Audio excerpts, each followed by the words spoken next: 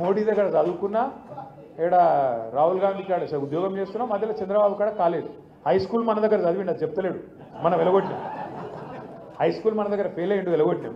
అందుకే అది చెప్పాడు. 2004 నుంచి 2007 దాకా, 2003కి వెళ్ళి 2007 దాకా మన దగ్గర ఇదే స్కూల్లో ఉండే. స్కూల్లో పిల్లగాడు బాగలేడని కేసీఆర్ సార్ వెలగొట్టిండు, వాళ్ళు చేర్చుకున్నారు. मैं क्या बोल रहा हूँ आपको, 2-3 चीज़ें आपको समझाने की कोशिश कर रहा हूँ.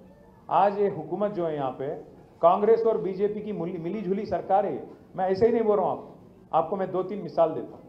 एक तो ये है, आप सुनो, बेचारे हमारे राहुल गांधी ऊपर चीखते रहते, चिल्लाते रहते, वोट चोर गद्दी चोर बोल के चिल्ला रहे ऊपर उन्हों. अब इन्हों क्या कर रहे, जिसको इन्हों वोट चोर बोल रहा राहुल गांधी, हमारे रेवंत बाबा क्या बोलते उसको, बड़े भाई, छोटे भाई बड़े भाई.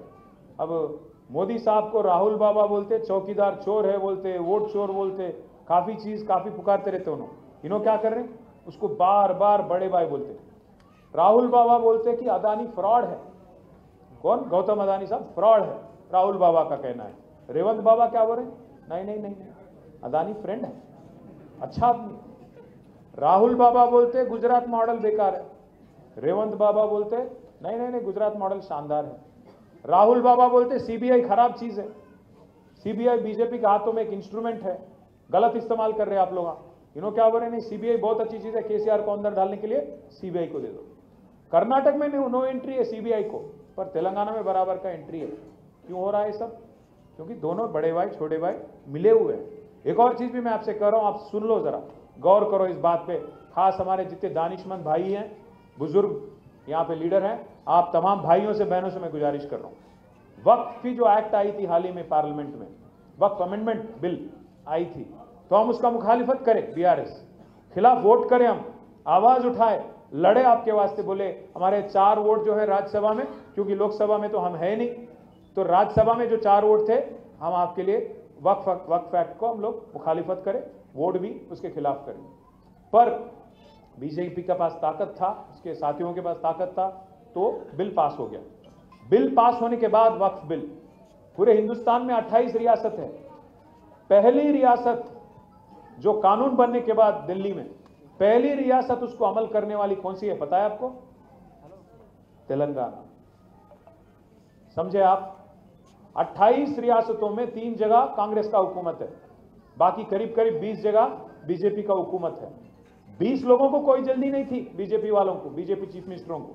हमारे चीफ मिनिस्टर साहब को काफी जल्दी थी कि कुछ भी करके इसको जल्द से जल्द लागू करना है, अमल करना है. कहां की रीत है, काय को कर रहे थे आप, जबकि कोई बीजेपी चीफ मिनिस्टर नहीं कर रहा, कोई और कांग्रेस चीफ मिनिस्टर नहीं कर रहा, काय को आप करें.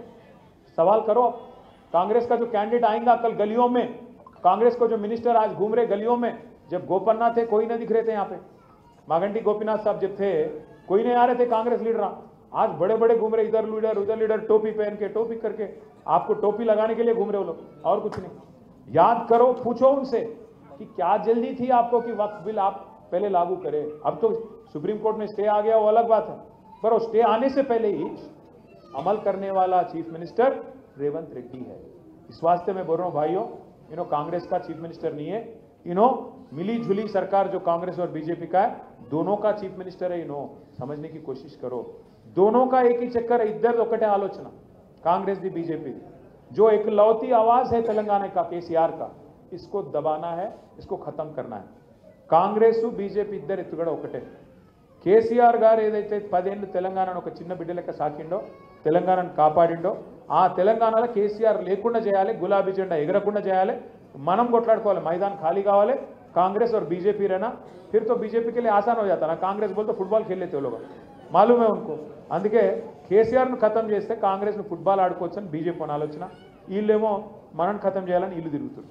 దయచేసి నేను మీకు కోరేది ఒకటే, ఈ ఎలక్షన్ ఒక జూబ్లీహిల్స్ ఎలక్షన్ కాదు. ఈ ఎలక్షన్ రేపటి రోజున మన తెలంగాణ భవిష్యత్తు ఏసుండాలి, ఎటు పోవాలి అని చెప్పే ఎలక్షన్ తప్ప ఇంకోటి కాదు. మనం ఖచ్చితంగా అందరం కూడా ఎక్కడోళ్ళం అక్కడ కొంత తనలాడాలి. ఇప్పుడు 5 డివిజన్లకు, 6 డివిజన్లకు, 4 డివిజన్లకు మీకు ఇన్ఛార్జ్లు వేసారు, వాళ్ళందరూ మీ దగ్గరకు వస్తారు. కృష్ణారావు గారు మీతోనే ఉంటారు. మీతో నా ప్రార్థన ఏంటి అంటే, జర అధికారం ఉంది కాబట్టి కాంగ్రెస్ వాళ్ళు కొద్దిగా డ్రామా ఎక్కువ చేస్తారు. ఏ పోలీస్కు బోల్తాం, ఏ కడతాం ఓ కడతాం అని చెప్పి బెదిరించే ప్రయత్నం చేస్తారు. బెదిరిస్తే బెదిరిపోదామా, కేసులు పెడితే భయపడదామా, భయపడతారే. కేసులు పెడితే భయపడితే మనం లీడర్లుగా అమ్మారు. అరే కేసులు పెడితేనే భయపడిపోతే బీరిపోతే మనం ఎట్లా లీడర్లు అవుతాం? మనము న్యాయం కోసం కొట్లాడదాం, ధర్మం కోసం కొట్లాడదాం. నువ్వు ఇచ్చిన 420 హామీలు ఏమైనా అని అడుగుదాం. ముసలోళ్ళ పెన్షన్ 4000 ఎప్పటి నుంచి ఇస్తావు? మహిళలకు 2500 ఎప్పటి నుంచి ఇస్తావు? అట్లాగే నువ్వు చెప్పిన స్కూటీలు ఎప్పటికెళ్ళి వస్తాయి? తులం బంగారం ఎక్కడ పోయింది? రైతులకు రైతు బంధు ఎందుకు ఇస్తలేవు? ఈ లైన్లో ఖచ్చితంగా మాట్లాడాలి, ఖచ్చితంగా నిలదీయాలి. ఇంకొక మాట కూడా నేను మీకు విజ్ఞప్తి చేస్తా ఉన్నాను. ఈ గవర్నమెంట్కు వాళ్ళకి సోయి లేదు, ఏం చేయాలనో ఆలోచన కూడా వాళ్ళకి లేదు. హైదరాబాద్ని ఏం చేయాలనో తెలియదు, తెలంగాణని ఏం చేయాలనో తెలియదు, ఎట్లా నడపాలనో కూడా వాళ్ళకి తెలుస్తలేదు.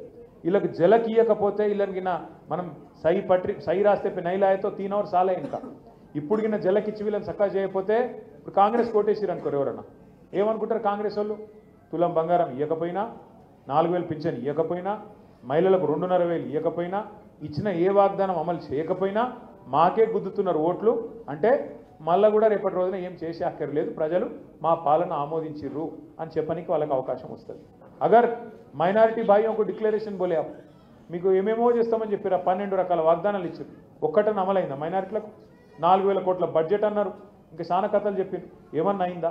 మైనారిటీ సబ్ ప్లాన్ అన్నారు, బీసీలకు బీసీ సబ్ ప్లాన్ అన్నారు, 1,00,000 కోట్ల బడ్జెట్ అన్నారు బీసీలకు, యువ వికాసం అన్నారు, ఒక్క వాగ్దానం కూడా అమలు కాదు. కానీ ఒక్కటి మాత్రం అవుతున్నది, ఎక్కే విమానం దిగే విమానం. ఢిల్లీకి మాత్రం పోవుడు వచ్చుడు బేఫికర్ నడుస్తుంది, 54-55 సార్లు నడిచింది అది ఇప్పటికి 20 నెలల్లో. అచ్చా ఆజ్ బీ ఢిల్లీ మే. నేను చెప్తే కదా కాంగ్రెస్ వాళ్ళతో బీజేపీలతో ప్రాబ్లం ఏంటంటే వాళ్ళ నిర్ణయాలన్నీ ఢిల్లీలో అవుతాయి. వాళ్ళకి టికెట్లు కావాలంటే ఎడుకోవాలి, టికెట్లు కావాలంటే ఎడుకోవాలి, పదవులు కావాలంటే ఎడుకోవాలి, పనులు కావాలంటే ఎడుకోవాలి, మనకేమైనా పని చేయాలంటే పర్మిషన్ ఎవడు ఇవ్వాలి, బాత్రూమ్ కావాలంటే ఎవరిని అడగాలి, గది పరిస్థితి. మరి ఇక నేను అనేది ఒకటే, మన ప్రజలకు ఒకటే అడగాలి, సింపుల్ ముచ్చట. ఇద్దరు కార్ హై, ఇద్దరు పూరే 2 బేకార్ పార్టీయా. కారు కావాలన్నా బేకార్ కావాలన్నా అని అడగాలి, అంతే, ఏం లేదు. 24 నెలల్లో ఇవ్వలేదో అర్థమైంది హైదరాబాద్ ప్రజలకు కూడా. అయిందా లేదా? పక్కా అయిందా? ఏమన్నా మరి వాళ్ళు వచ్చి డామ్ డూమ్ అంటే ఏమన్నా భయపడతారా?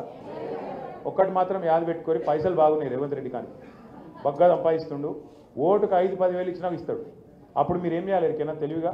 ఇక ఏమనుకుంటుండంటే రేవంత్ రెడ్డి సాబు, కాంగ్రెస్ వాళ్ళు ఏమనుకుంటారు అంటే ఏమున్నది అంత గరీబ్గా ఉన్నారు జూబ్లీ హిల్స్లో, బస్తీలలో పోయి పైసలు కుమ్మితే అయిపోతాయి ఓట్లు అనుకుంటారు. మనం ఏం చేయాలి ఎరికైనా? పైసలు ఇస్తే బరాబర్ తీసుకోవాలి, ఏం సిగ్గుపడేది కూడా ఉంది, దొంగ పైసలు అవన్నీ తీసుకొని ఏం చేయాలి ఎరికైనా? మీకు ప్రామిస్ చేయమంటారు, ఒట్టేయాలంటారు, ఇమానం అంటారు, ప్రమాణం అంటారు, బిడ్డ మీద ఒట్టు, తల్లి మీద ఒట్టు, దేవుని మీద ఒట్టు అంటారు. మీరు కూడా ఏం హుషారుగా ఏం చేయాలి తెలుసా? కాదు, నీ మీద ఒట్టని బరాబర్ అనాలి, మంచి ఆలోచన. రేవంత్ రెడ్డి మీద ఒట్టు పెట్టిన మంచి ఏం కాదు, కానీ అది కాదు. లోపల ముందే ఏమనాలంటే ప్రమాణం అంటే చేయి చాపాలి, లోపల మనసులో ఏమనుకోవాలి తెలుసా? తుప్పాలు అనుకొని ఇక బయటపడి ఏం చెప్తుంది అనాలి. మోసాన్ని మోసంతోనే జయించాలి కదా. మరి ఏం కాదు, అది పాప సొమ్ము, దొంగ సొమ్ము, అది తీసుకొని మాట తప్పితే కూడా ఏం నష్టం లేదు. మొత్తం జూబిల్స్ అందరికి చెప్పుర్రి, 5,000 ఇస్తే 5,000 తీసుకోరి, ఇంకా మీకెళ్ళి 5,000 అడుగురి, ఏం తప్పలేదు. 5,000 ఇస్తే ఇంకో 5,000 ఈ కొడుక, ఎట్లాగో మార్కెట్ అంతా ఖతం చేసినావు ఆయన, నువ్వు వచ్చినాక రియల్ ఎస్టేట్ బర్బాద్ అయిపోయింది, దుకాణాలు నడుస్తలేవు, ఇండ్లు లేవు, మొత్తం సంకనాకి ఇచ్చేసినావు, హైదరాబాద్ను తెలంగాణ రాష్ట్రాన్ని దోసుకొని మంచిగా పైసలు దాచుకున్నావు. ఆ పైసలు ఇయ్యి, బరాబర్ 10,000 ఓటుకి అని చెప్పి తీసుకొని ఓటు మాత్రం అంతే కదా, మోసపోయేది లేదు కదా. వాళ్ళు వస్తే ఇవాళ ఇప్పుడు ఈ రాష్ట్రంలో మా ఆడబిడ్డలు ఉన్నారు కాబట్టి మీకు చెప్తున్నా, 3 ఆడబిడ్డలు సంతోషంగా ఉన్నారు. గీతక్క, సీతక్క, సురేఖక్క 3 సంతోషంగా ఉన్నారు. గీతక్క అంటే రేవంత్ అన్న భార్య, సీతక్క, సురేఖక్క మంత్రులు, వాళ్ళు 3 సంతోషంగా ఉన్నారు ఆడబిడ్డలు. కానీ ముఖ్యమంత్రి మాటలు ఎట్లున్నాయి? 1,00,00,000 మంది ఆడపిల్లల్ని కోటీశ్వరులు చేస్తా అంటాడు. నువ్వు కోటీశ్వరులు చేసినేమో కానీ ఉన్న ఇల్లు గుల్లకొట్టకపోతే చాలు, తులం బంగారం అన్నాడు. నాకైతే డౌట్ ఏంటంటే మెడల మంగళసూత్రం ముంచుకోకపోతే ఈయన గొప్పోడు, మంచోళ్ళు కాదు కాంగ్రెస్ వాళ్ళు. నేను అందుకే మీకు దండం పెట్టి చెప్పేది, మోసాన్ని మోసంతో జయించాలి, హుషారుగా పనిచేయాలి.